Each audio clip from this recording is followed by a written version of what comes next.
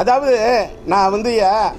நான் சொல்கிறேன், ஜூன் மாதம் 19ஆம் தேதியிலேருந்து விளம்பரம் வெளியிட்ட பிறகு நேற்றைய முன்தினம் மட்டும் வடக்கு மன்றத்துக்கு வந்து இந்த உண்மையிலே இந்த உரிமை வேணும்னு சொன்னால் ஜூன் மாதம் 19ஆம் தேதி தமிழகம் எங்கும் சிம்புசினியார்ஸ் வெளியீடுன்னு போடுது. அப்பயே 19 விடுங்க, 20 விடுங்க, 21ஆம் தேதி வந்திருக்கலாம்ல, இவ்வளவுலாம் எதுக்குங்க? மே மாதம் 9ஆம் தேதி இந்த படத்தை வெளியிடுவேன்னு மேஜிக் ரேஸோட பேரை போட்டு இதே நிக்காட் சக்கரவர்த்தி விளம்பரம் கொடுத்துக்கிட்டு இருந்தப்ப இதே நிறுவனம் அப்போது என்ன செய்தார்கள்? அப்ப மட்டும் மௌனம் சாதித்து விட்டு இப்பொழுது மட்டும் டி ராஜேந்தர் சிம்புசினியார்ஸ் இந்த படத்தை வெளியிட்டு விடுவார் என்று தெரிந்த பிறகு இப்ப இந்த முயற்சி பண்றது, அதோட உள்நோக்கம் என்னன்னு எனக்கு புரியறவங்களுக்கு புரியும். ஒரே ஒரு நிமிஷங்க, நான் இப்ப கூட சொல்றேன், என்னுடைய மகனுடைய படம் இந்த வாழு திரைப்படம் மட்டுமல்ல, நாங்க எடுத்துக்கிட்டு இருக்கக்கூடிய சிலம்பரசன் நயன்தாரா நடிக்கக்கூடிய பாண்டியராஜ் இயக்கத்தில் இருக்கக்கூடிய இந்த இது நம்மாடு படத்துக்கு கூட அவ்வளவு பெரிய பிரச்சனைகளை உருவாக்கி சிலம்பரசன் படத்தை வெளியிட முடியாத அளவுக்கு ஒரு பின்னணியில் ஒரு திரைமறைவில் ஒரு மாபெரும் சதி நடந்து கொண்டிருக்கு. அதை காலம் வரும்போது, நேரம் வரும்போது தான் நான் சொல்ல முடியுமே தவிர, இப்போ கோர்ட்டில் இந்த வழக்கு நிலுவையில் இருக்கு. திங்கட்கிழமை தீர்ப்பை நோக்கி காத்திருக்கேன். எல்லாத்த விட இறைவனோட தீர்ப்பை நோக்கி காத்துட்ருக்கேன். என்னன்னா, என்னோட மகன் கூட ஒன்று சொன்னார், இந்த படத்துடைய தயாரிப்பாளர் கஷ்டப்படுறாருன்னு. அவர் சொன்னார், படத்தில் நடித்தப்ப என் கையில் காசு, என்னோட காசு போயிடுச்சுன்னு சொன்னது அவர் சம்பாதிச்ச காசு போயிடுச்சுன்னு தான் சொன்னார். ஏன்னா வாலு, வேட்டை மன்னன் 2 படத்தில் அவர் நடித்தார். அந்த தயாரிப்பாளரால் அவர்கிட்ட சரியான சம்பளத்தை பெற முடியவில்லை. அவர் சம்பளத்தை கொடுக்க முடியாத சூழ்நிலை இருந்தப்ப கூட அவருக்காக டப்பிங் பேசி கொடுத்து படத்தை முடிச்சு கொடுத்த நல்ல இதயம் படைச்சவன் என் பையன். அது மட்டும் என்னால் சொல்ல முடியும். அது மட்டும் யாராவது ஒரு இயக்குனர் கஷ்டப்பட்டா கூட அவங்கள்ட்ட கூட அவங்களுக்கு கை கொடுக்கக்கூடிய அளவுக்கு பணம் பண்ணி கொடுக்கக்கூடிய, படம் பண்ணி கொடுக்கக்கூடிய ஒரு நல்ல இதயம் படைச்சவன் என் பையன். யாருக்கா இருந்தாலும் உதவிக்கரை நீட்டக்கூடியவன் என் பையன். அதனால அவன் சம்பாதிச்ச பணம், அந்த படத்தோட பணம் அவனுக்கு வரல, அது தன்னை விட்டு போயிடுச்சுன்னு சொன்னார தவிர, அவனுடைய அந்த பையனுடைய தந்தையாகிய நானும் அவருடைய தாயார் உஷா ராஜேந்தர் ஆகிய நாங்களும், நான் இந்த இடத்துல இருக்கிறோன்னா இந்த இந்தி பிரச்சார சபாலேருந்து அவர் பிறக்கிறதுக்கு முன்னாடியிலேருந்து சம்பாதிச்சு அத்தனை கோடி சொத்து வச்சிருக்கிறேன் என் பையனுக்கு. நான் அத்தனையோ கோடி எவ்வளவோ சொத்து வச்சிருக்கேன். அந்த சொத்துலாம் எனக்கு பெரிய சொத்து இல்லை. நான் பெற்றெடுத்த மகன் சிலம்பரசன் தான் என்னோட சொத்து. என்னுடைய குழந்தைங்க தான் என்னோட சொத்து. சிலம்பரசன், தமிழ் இலக்கியா, குரலரசன், இதுதான் பெத்த பிள்ளைங்க தான் சொத்து. ஒரு குழந்தைங்க தன்னுடைய பெத்த புள்ள விருது வாங்கும் போது அதை தாங்கி பிடிச்சிட்டு போஸ்ட் கொடுக்குறவங்க மட்டும் சரியான அப்பம் கிடையாது. தன்னுடைய பையன் விழுந்து விடக்கூடாதுன்னு தாங்கி பிடிக்கிறானே அவன் மட்டும்தான் சரியான தந்தை. என்னுடைய மகனுக்காக உலகத்திலேயே ஒரு பையன் சொல்றான், என் தந்தை எனக்கு இருக்கக்கூடிய திறமையெல்லாம் எல்லாமே எங்கள் அப்பா கொடுத்ததுன்னு சொல்லக்கூடிய இப்படி ஒரு மகன்.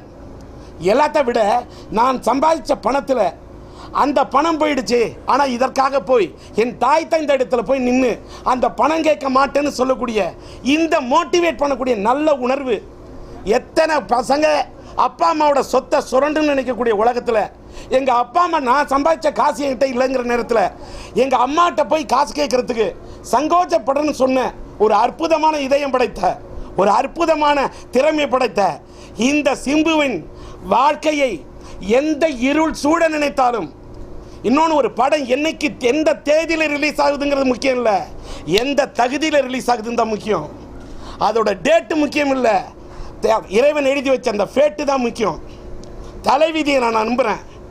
இன்னொன்று நான் தேதி கூட போட்டது ஜூலை 17 முதல் இன்ஷா அல்லாஹ், அல்லாவின் நாட்டம் இருந்தால், எல்லாம் அல்ல இறைவனின் நாட்டம் இருந்தால்னு மட்டும்தான் போட்டேன்.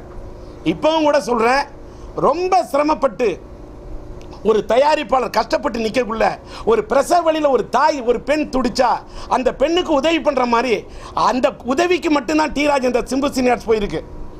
இது நான் எடுத்த படம் அல்ல. இந்த படத்தை வாங்கி நான் லாபம் சம்பாதிக்கிறதுக்காக நான் வெளியிடலை. ஒரு தயாரிப்பாளருக்கு கரம் கொடுக்க வேண்டும் என்று சென்றிருக்கிற இந்த ஜூலை 17 எனக்கு இஸ்லாத்து மேலே நம்பிக்கை இருக்கின்ற காரணத்தால் சொல்கிறேன்.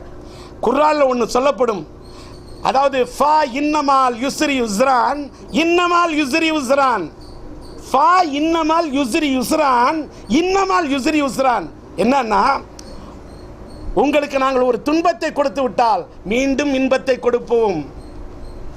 உங்களுக்கு ஒரு துன்பத்தை கொடுத்து விட்டால் நாங்கள் மீண்டும் இன்பத்தை கொடுப்போம்னு என் மகனுக்கு அளவுக்கு அதிகமான சோதனைகளையும் துன்பத்தையும் நான் மனிதர்கள் ரூபத்தில் சொல்லவில்லை, இறைவன் கொடுத்திருந்தால் நிச்சயமாக அவன் என் மகனுக்கும் சரி எனக்கும் சரி என் இல்லத்துக்கும் சேர்ந்தவர்களுக்கும் இறைவன் இந்த துன்பத்தை கொடுத்திருந்தால் நிச்சயமாக எங்களுக்கு இன்பத்தை கொடுப்பான் என்ற நம்பிக்கையோடு தான் நாங்கள் இருக்கின்றோம்.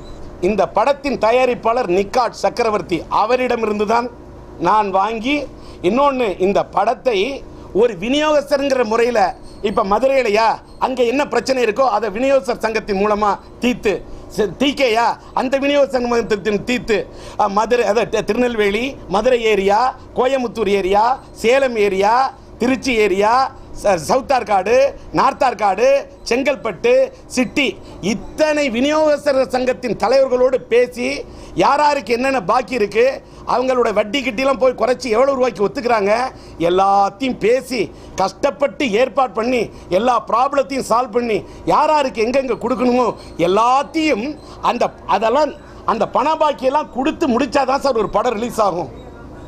இது அத்தனை விநியோகஸ்தர் சங்கத்தின் தலைவர்களிடத்திலும் பேசி அவர்களிடத்தில் அவர்களோட ஒப்புதலை பெற்று அதே மாதிரி திரைப்பட தயாரிப்பாளர் சங்கத்தின் ஒத்துழைப்பையும் பெறத்துக்கு முயற்சி பண்ணி தான் சார் ஒரு படத்தை ஒரு திரைப்பட விநியோகஸ்தரான வெளியிடறதுக்கு முயற்சி பண்ணுறேன். ஆனால் மேஜிக் ரேஸை போன்றவர்கள் எல்லாம் இந்த திரைப்படத்துறையில் விநியோகஸ்தர்களா, தலை சிறந்த அவர்களால் தயாரிப்பாளர்களா? இதற்கு முன்னால் எத்தனை படத்தை வெளியிட்டு இருக்கிறார்கள்? ஒரு வெளியிடத்தில் எவ்வளோ கஷ்டம் இருக்கும்.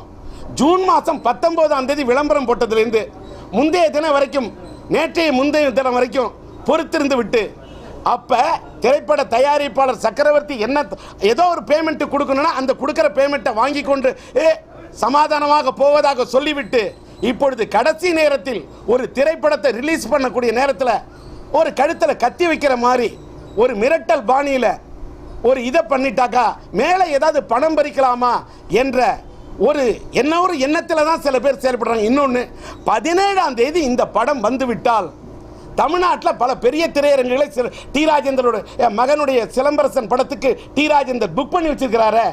இதை கெடுக்க வேண்டும், இதை சிதைக்க வேண்டும், இது மட்டுமே சிலரது நோக்கம்.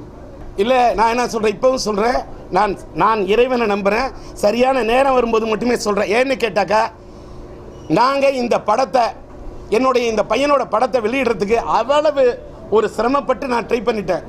நான் இப்போவும் சொல்கிறேன், நீதிமன்றத்தில் எந்த தீர்ப்பு வந்தாலும் தலைவணங்க நான் தயாராக இருக்கேன். ஏங்க நான் இன்னைக்கு ஒரு சினிமாக்காரனை தான் சார் பதில் சொல்கிறேன். நான் இல்லை, அது திரையுலகத்தில் இன்னைக்கு ஒரு பெரிய அரசியல் உருவெடுத்துருச்சு சார். திரையுலகத்தில் தாங்கள் சார்ந்த படத்தை தவிர அடுத்தவர்கள் படத்தை வெளியிடுவதற்கு எந்த அளவுக்கு கஷ்டம் கொடுக்கணுமோ கொடுத்துட்டு இருக்காங்க. இன்னைக்கு பெரிய பெரிய ஸ்டார்களோட படமே இன்னைக்கு சின்ன பின்னமாகிட்டு அவங்கள ரிலீஸ் பண்ண விடாம சித்திரவதை பண்ணக்குள்ள மீடியாக்கள் நீங்கள் திரையுலகத்தில் இந்த சூழ்நிலை இருக்கிறது என்பதை புரிந்து கொண்டு செயல்பட வேண்டும் என்பதற்காக மட்டும்தான் இந்த பத்திரிகையாளர் சங்கத்தில் சொல்கிறேனே தவிர, ஒரு நீதிமன்றத்தில் ஸ்டேட்டஸ் கோன்னு சொன்னதெல்லாம் கூட இடைக்கால தடை உத்தரவுன்னு போட்டு உங்களுடைய சட்ட ஆலோசகர்கிட்ட கொஞ்சம் யோசிங்க. இதெல்லாம் ரொம்ப மனசை புண்படுத்துது என்பதை உங்கள்கிட்ட ஒரு தாழ்மையான கோரிக்கை வைக்கிறேன். ஒரே ஒரு நிமிஷம், இந்த படத்தை தமிழ்நாடு மட்டுமல்ல இவ்வளவு ஏரியாவுக்கும் 10 கோடி ரூபாய்க்கு வாங்கியிருக்கோன்னு அந்த அமௌண்ட்டு சொல்லியிருக்கிறத பார்க்கும்போது இது நம்பக்கூடிய அளவுக்கு இருக்கா இல்லையாங்கிறது திரையுலகத்தை சார்ந்தவங்களுக்கு தெரியும். இப்போ ஊடகத்துறையை சார்ந்த விவரம் தெரிந்தவர்களுக்கு தெரியும். சார் ஒரே ஒரு நிமிஷம், சினிமா உலகத்தில் ஒப்பந்தம் என்பதற்கு விவரம் உள்ளவனா ஒப்பந்தத்தை படித்து பார்த்துட்டு கையெழுத்து போடணும்னு இருக்காங்க. பணம் கொடுக்கணும், பணம் வாங்கணும்னு சொல்லக்குள்ள திரையுலகத்தில் பல பேர்ட்ட வெள்ளை காகிதத்திலே கையெழுத்தை வாங்கிவிட்டு அதில் ஃபில்அப் பண்ணக்கூடிய சூழ்நிலைலாம் சில பேர் செய்கிறார்கள் என்பதும் நடைமுறையில் இருக்கிறது என்பது உண்மை. எது எங்கே நடந்ததுலாம் நான் பேச தயாராக இல்லை. வழக்கு நீதிமன்றத்தில் இருக்குது. அதனால எனக்கு அது பற்றிலாம் தெரியாது. நான் நிக்காட் சக்கரவர்த்தியிடம் தமிழ்நாட்டில் இருக்கக்கூடிய அத்தனை ஏரியாவிலும் யாரிடத்தில் என்னென்ன கமிட்மெண்ட்டு, அவர் யார்கிட்டலாம் அக்ரிமெண்ட் போட்டு இந்த படத்தை ஒரு ஏரியாவை இவர்கிட்ட பணம் வாங்கியிருக்கலாம், அவர்கிட்ட வாங்கியிருக்கலாம், இது எல்லாத்தையும் சால்வ் பண்ணிட்டு தான் நான் படத்தை வாங்கி வெளியிடுறதுக்கு முயற்சி பண்ணுறேன்.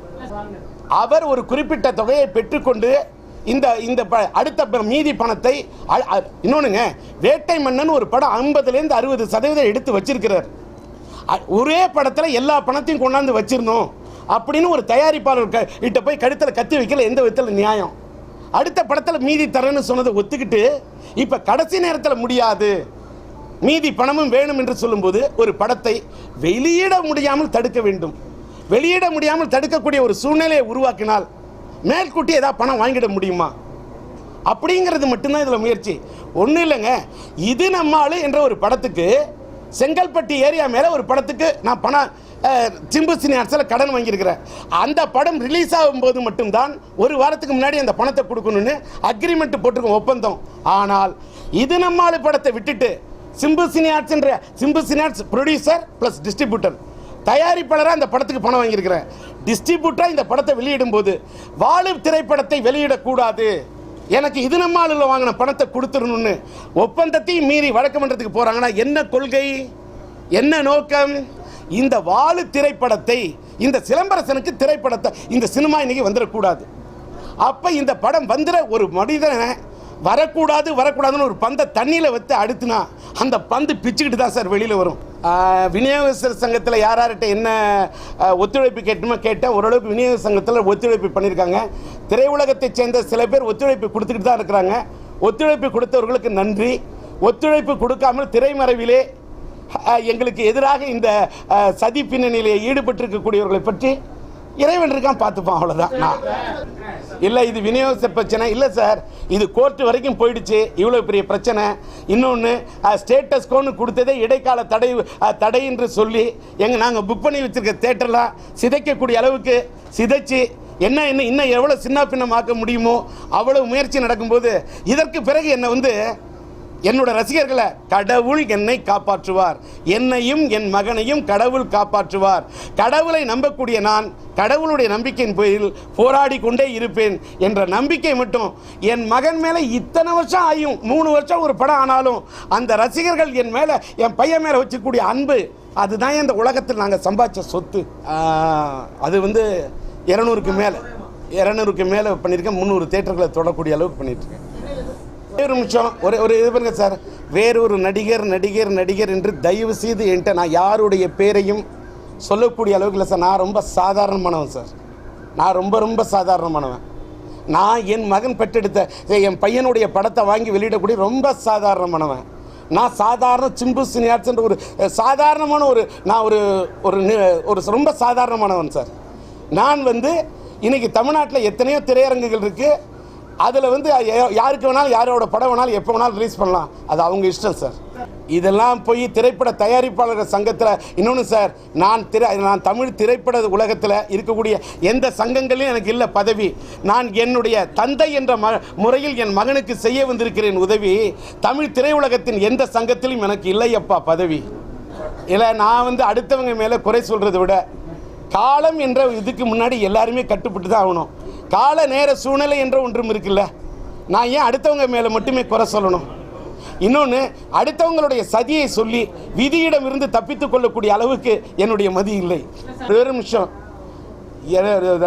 யார் மேலே மரியாதைன்னா கடவுளே ஆனாலும் சரி, கடவுளை ஏற்றுக்கொள்ளாத நாத்திகவாதிகளும் ஒரு கூட்டம் இருக்க தான் செய்யும். இதை முதல்ல தெரியும். 100க்கு 100 இந்த உலகத்தில் எல்லாரையும் ஏற்றுக்கொள்ளக்கூடிய மனிதர்கள் இருக்கவே மாட்டாங்க. நெகட்டிவ்னு ஒன்று இருந்தால் ஒன்று பாசிட்டிவ்னு ஒன்று இருக்கும். நமக்கு பாசிட்டிவ்னு ஒன்று இருந்தால் நெகட்டிவ்னு ஒன்று இருக்கும். என் மகன் மேலே இந்த அளவுக்கு அன்பும் ஆதரவும் செலுத்தக்கூடிய எத்தனை தாய்மார்கள், சின்ன வயசுலேருந்து அந்த பையன் மேலே நான் எடுத்த படங்கள்லாம் அத்தனை படங்கள் எடுத்திருக்கேன். உறவை காத்த கிளி, மைதில் என்னை காதலி, ஒரு தாயின் சபதம், என் தங்கை கல்யாணி, சம்சார சங்கீதம், சாந்தியனது சாந்தி, எங்க வீட்டு வேலன், பெற்றெடுத்த பிள்ளை, தாய் தங்கை பாசம், சபாஷ் பாபு, மோனிஷா என் மோனிலிசா, சொன்னால் தான் காதலா, காதல் அழிவிதல்னு சின்ன குழந்தையிலேருந்து படிப்படியாக ரசிகர்கள்ட்ட கொண்டு போய் அந்த பையனை சேர்த்து வச்சிருக்கேன். என் பையனை அந்த அளவுக்கு ரசிகர் கூட்டத்தை அதை தக்க வச்சிருக்கேன். நான் கொண்டு போய் சேர்த்தேன்.